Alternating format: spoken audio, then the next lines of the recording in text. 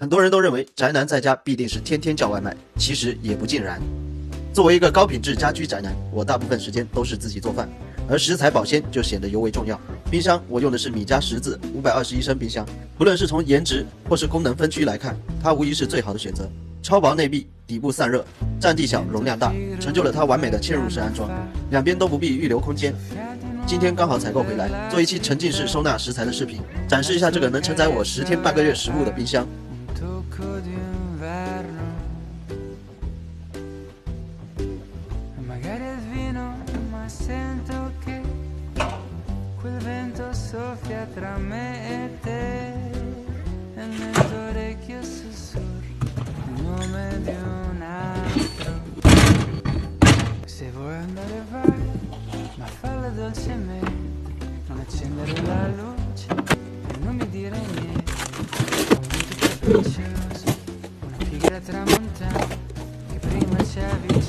市面上的冰箱款式大差不差，但能做到像米家冰箱这样颜值与功能同时在线的，着实不多。